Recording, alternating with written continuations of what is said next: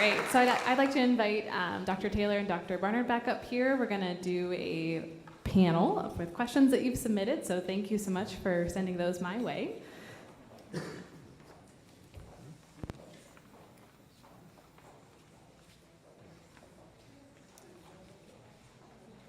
Over here. We go on this side? What a lovely group of doctors. We need their photo really quick. All right. Those nice smiles. All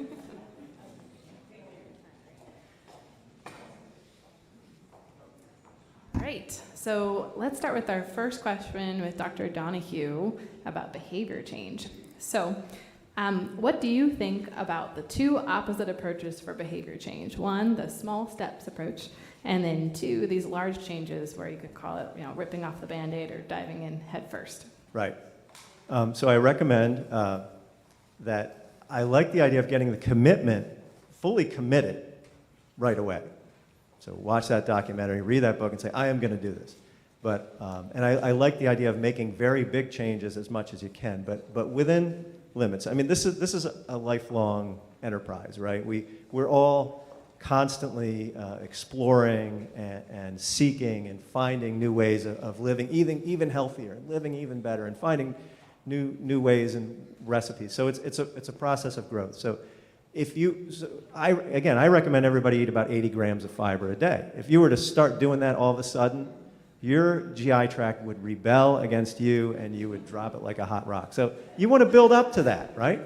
So you want to start with substituting breakfasts or substituting lunches. I love Dr. Barnard's method of writing down what you could do for a week and then starting to do it. So I would say just remain committed on that long-term vision, but don't feel like there's good or evil. Don't feel like you're a failure if you don't go 100% all at once. So I personally like the idea of kind of working it into your lifestyle and making it happen bit by bit, day by day, month by month, year by year.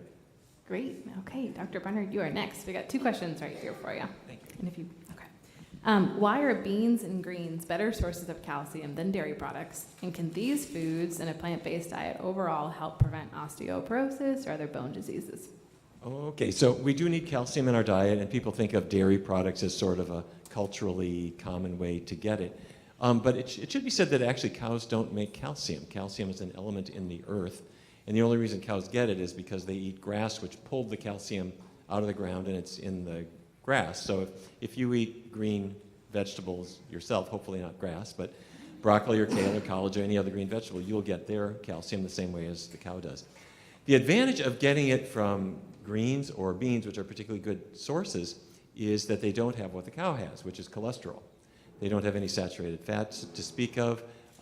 Cows make estrogens that do actually get into the milk and more concentrated in cheese. You won't find that in greens and beans.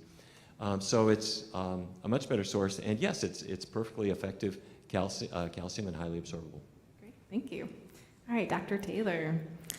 Should people eating a vegan diet be taking any supplements other than vitamin B12?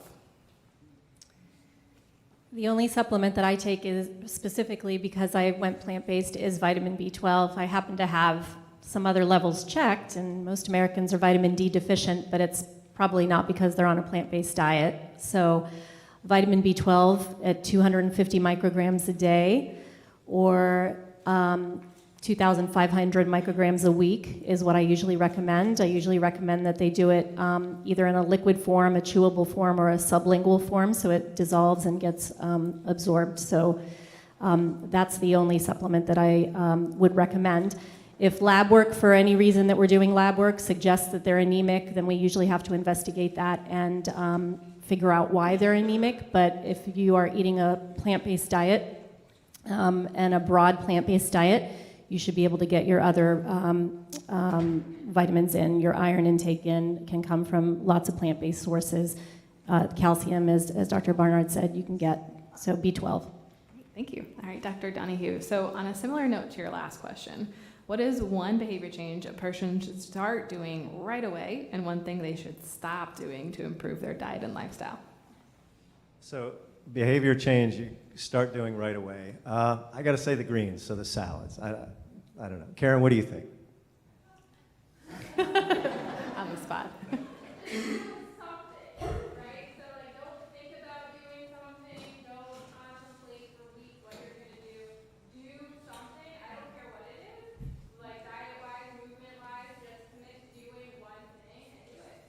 So just do something. I love that.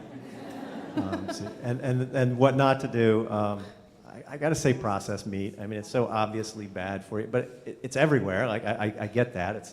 You're getting the pepperoni pizza. People are eating the ham sandwiches. The pigs on the blanket at the picnic. It's everywhere. But it's really like the new smoking. We got to stop the processed meat. Great, awesome. All right. Thank you. Dr. Barnard, is it safe for someone with diabetes to have fruit? Is it possible to have too much fruit? Oh, okay. Is it possible to have too much fruit if I have diabetes? Mm-hmm. You know, it's a funny thing because people who have diabetes have gotten this idea through their head that they got it from eating sugar and a fruit tastes sweet, so that must have given me diabetes. And they go through this crazy thing where they think, I don't dare eat an apple. And what has happened to our cultural wisdom that we think fruit is going to hurt me? No, the short answer is you can do fine with it. Fruit, first of all, it does contribute sugar, which your body actually needs. That's what powers your muscles. That's what powers your brain. That's all good. So in diabetes, the whole issue is just getting the sugar into your cells where it can do some good. And if you get the fat out, that's exactly what will happen. So you can eat as much fruit as you want. Absolutely. Splendid. Wonderful. Dr. Taylor. All right. Got a few more questions.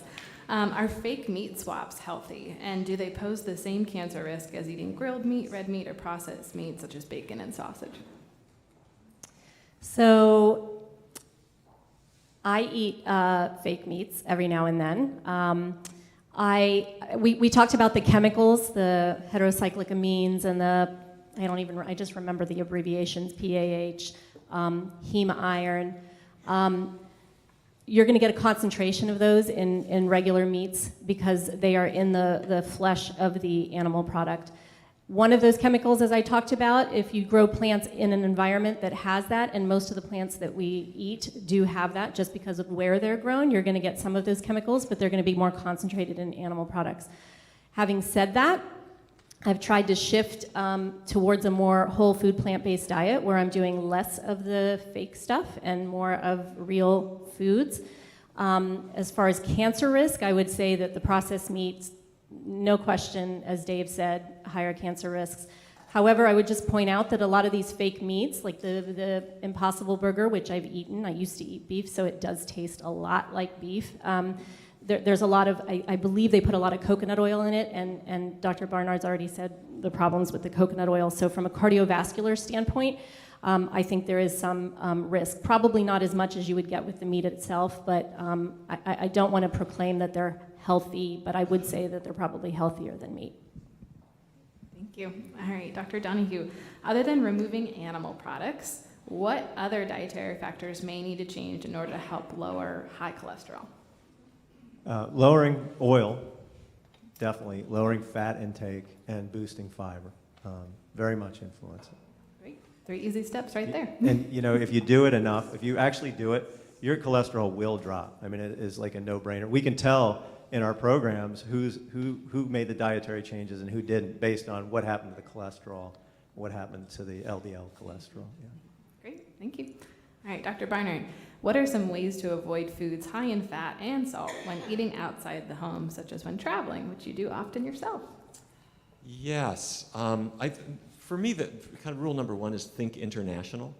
So if a person is trying to find restaurants where you can get plant-based things, every town, no matter how small it is, has got some kind of Italian place where they've got spaghetti and they've got tomatoes and they can throw it together for you. Every restaurant, every town has some kind of Chinese spot or Mexican place.